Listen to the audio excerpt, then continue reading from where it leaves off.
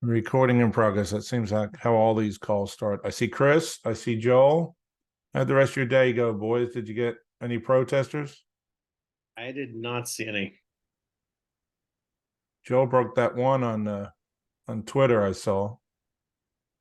So, all right. Well, um, welcome to the.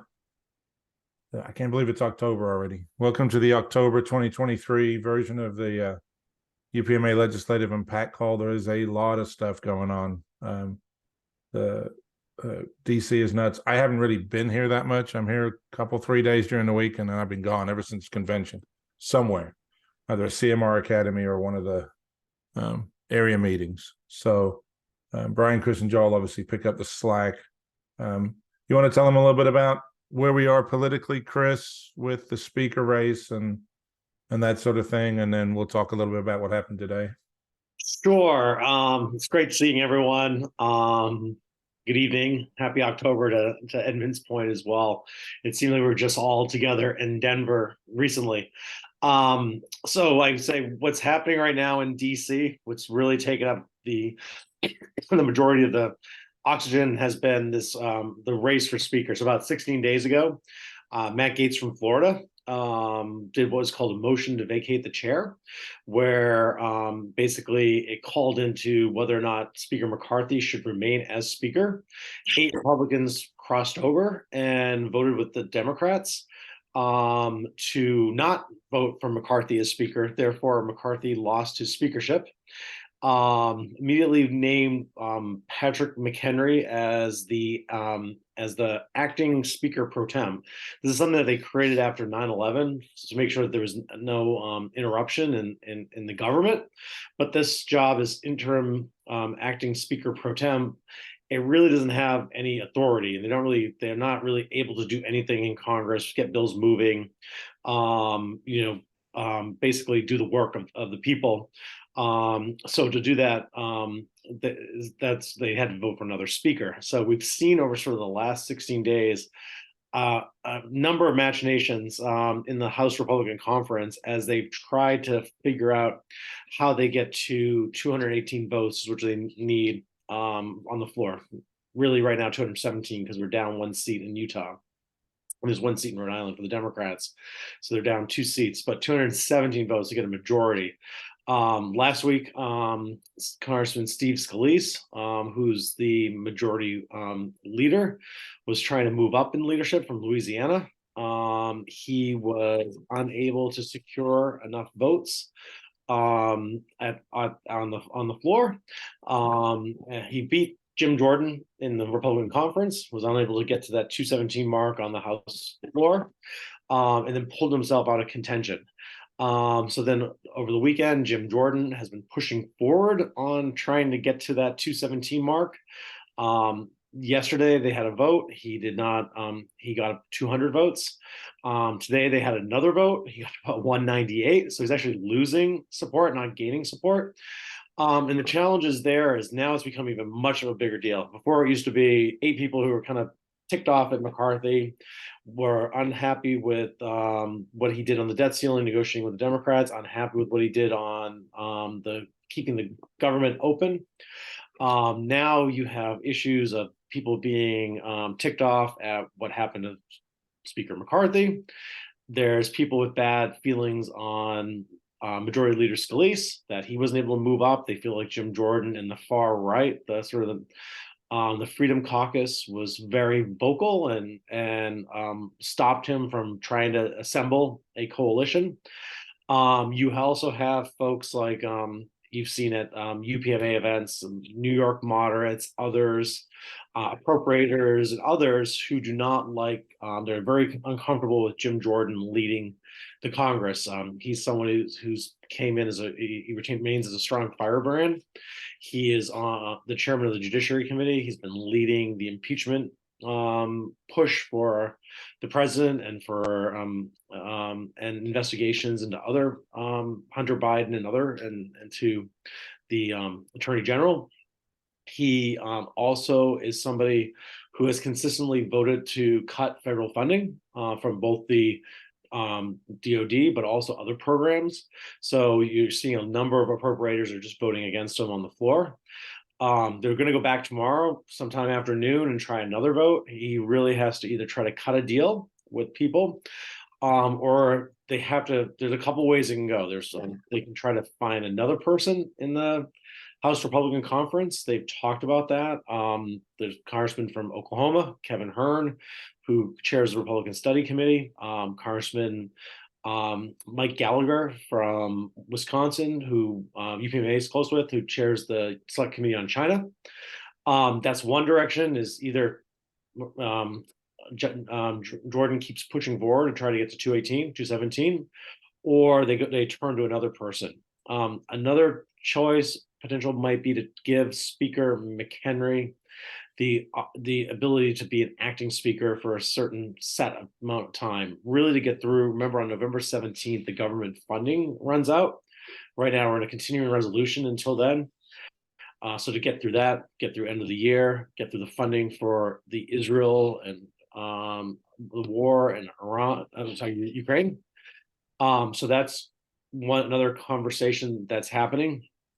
Or or Jim Jordan can just kind of keep trying to chip away and beat people pretty much into submission. So it's really unclear. It's been incredibly distracting. The committees are having activities, and we'll touch on that today. He and I were up on the Hill with Joel.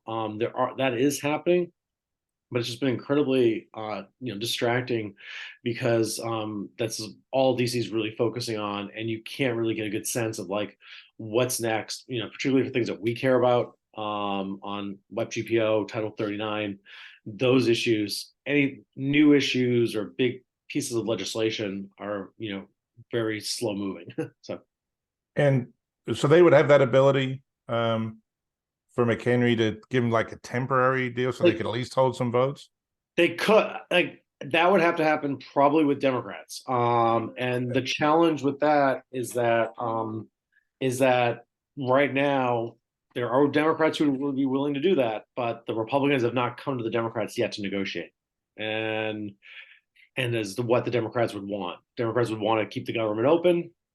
Democrats would want to ensure probably all these appropriations bills to happen this by the end of this year. Nothing that Jim Jordan's going to give them, right? Right. Funding for Israel and Ukraine, and also I think they've talked about bringing things to the floor that are overwhelmingly bipartisan, such as WEP-GPO. Correct, which is a nice segue. I want to just for a sec, I want to tell you a PAC story. I know that Jim and John are on here. But talk about PAC. I want to talk about and if you guys have heard this story before, I don't care. I'm telling it again.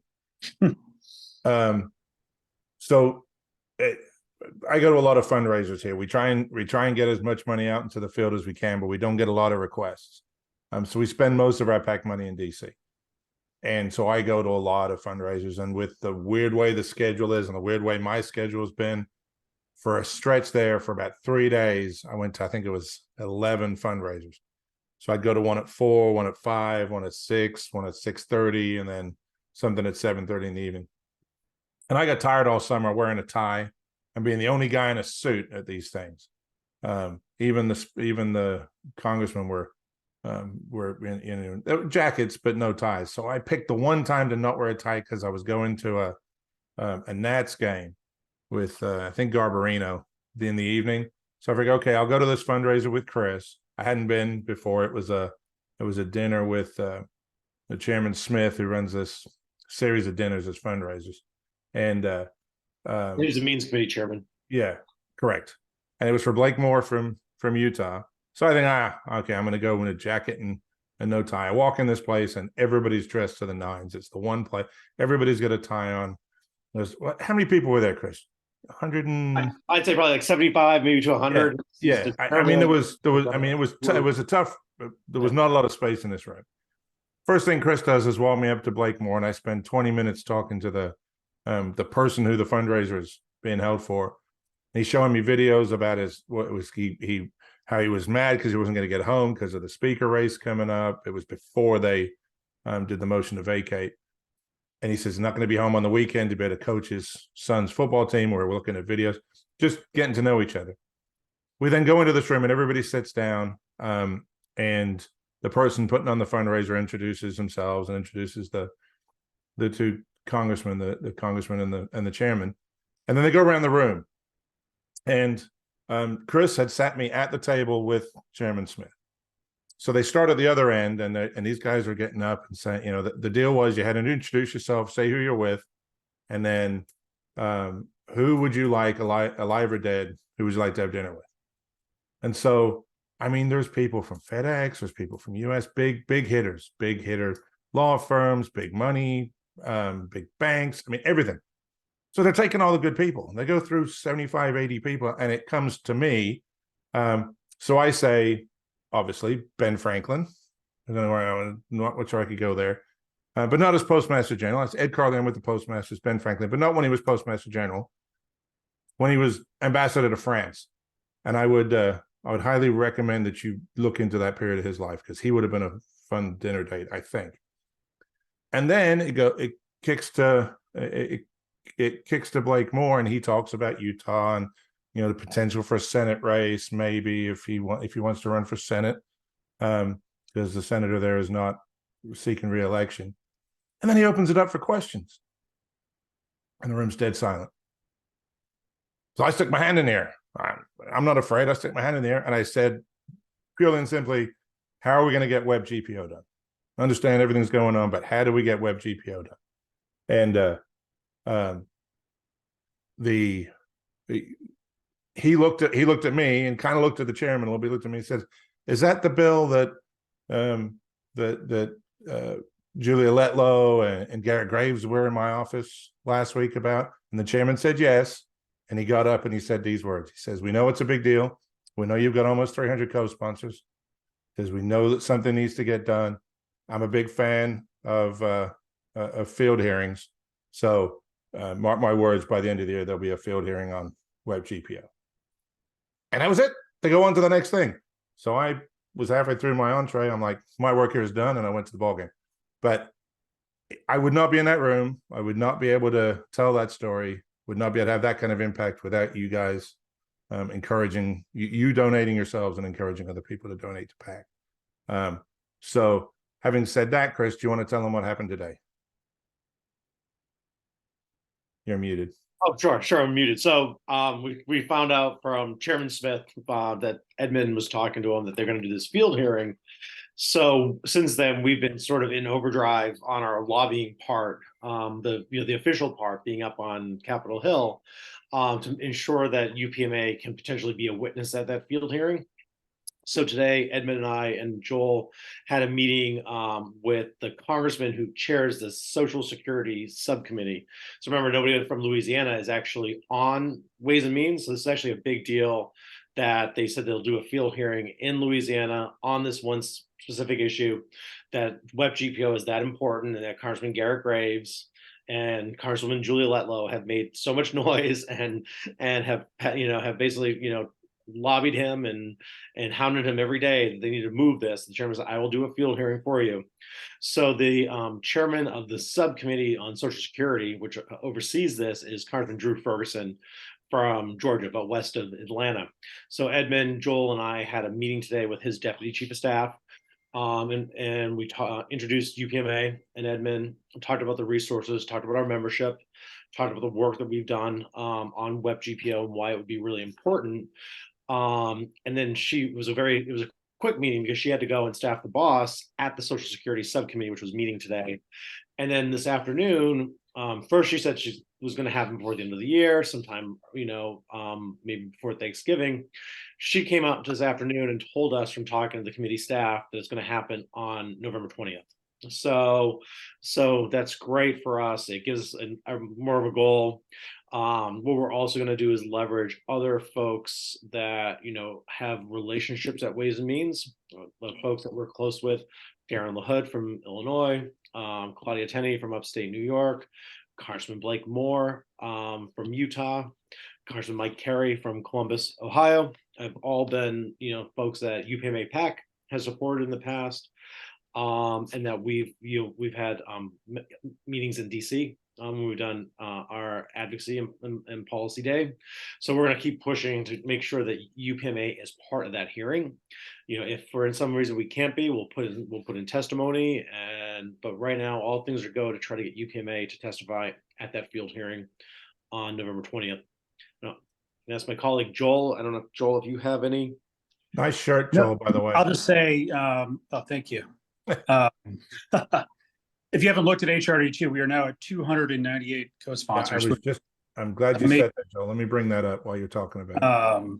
We just added 2 on my birthday, October 11th, Corey Bush from Missouri and Ryan Zinke from Montana. So, and Corey also, Bush from Missouri, that's right. And then October 3rd, this one slipped by me. Mark Alfred from Missouri also got on. Then Zinke on October 11th. And then we did a fundraiser with Maxwell Frost. I thought he was on there. Another person who, right who here. signed up after we did a fundraiser, talked to him about this. So the momentum is on our side for sure. Thanks to all your work. And I know people are writing letters, making calls, telling your personal stories. It's working. So thank you. Even bigger, the September 27th, JD Vance from Ohio on the Senate side got on.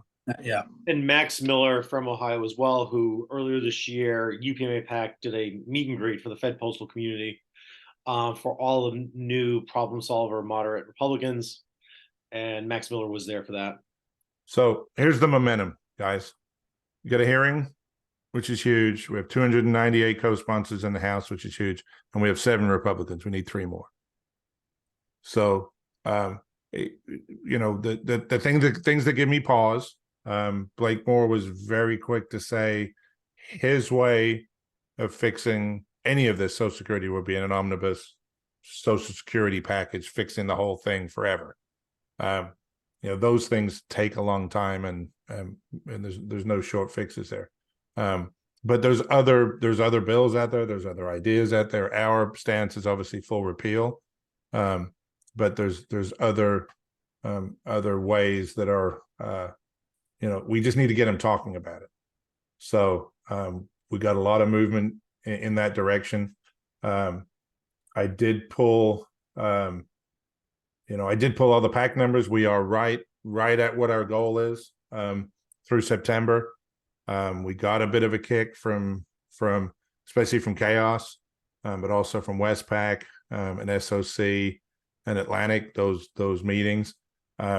So anything else we can do fundraising wise, if you have a 3-digit meeting, if you have your monthly calls with your people, there is there's a great need to keep giving to that PAC to grow that, to grow that fund so we can keep having these meetings up on the Hill, because they're obviously having some work.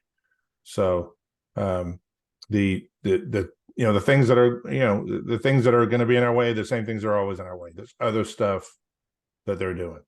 Obviously the conflict in Israel and Gaza and Palestine, the Ukraine funding is still there, and then this House battle. Who's going to be Speaker of the House? They can still have hearings. They can still have, and we can still hold meetings. They're still bringing them in. They just can't vote on anything. So. John Dowds, did you want to touch on PAC real quick? I know we covered it a little bit. Sure. I just want to reiterate what you said. None of this is really possible without the contributions to PAC from UPMA members. And it's kind of a quiet time right now as far as contributions go, because we're not getting together anymore after the area meetings and the national convention. But I think that makes it a great time to maybe turn your focus to something other than contributions at meetings. Like EPAC is very important, and if we can push that and get people contributing even a little bit each paycheck, or for the retirees each month, it can be a huge deal over the course of a year.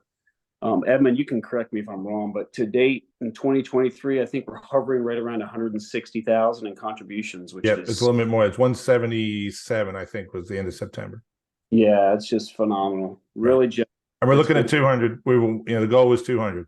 So, that was right. That was, lifting it. growing it by 10%. That was a goal. No, it's a 2-year cycle. Yeah. So we still have, and we're seeing an increase in attendance at chapter conventions and national conventions. Now we have the membership academy, and obviously the next thing we're going to talk about will be the legislative summit. But anytime you guys get together, there's got to be a PAC table there. There should be some sort of event. If it's individual giving, if it is Jim Dunlap was running around Westpac with his cowboy hat, having people just throw money in the hat. And of course we flipped a coin, and it was all great. But we're heading in the right direction there. So speaking of the legislative summit, I mean, I'm sure everybody's aware of the dates. Travel in, that's the 17th, 18th, 19th of March.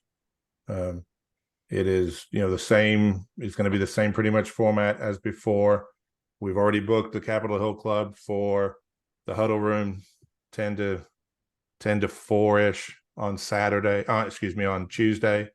And we will do that box lunch in the middle of the day for people to come and go there. Hope we can't fit everybody in that room. If we get the same numbers we got last year, a little bit more, we can't fit anybody in that room at the same time, but it's plenty big enough as people come in staggered there. We'll have an event on Sunday night, invitation only.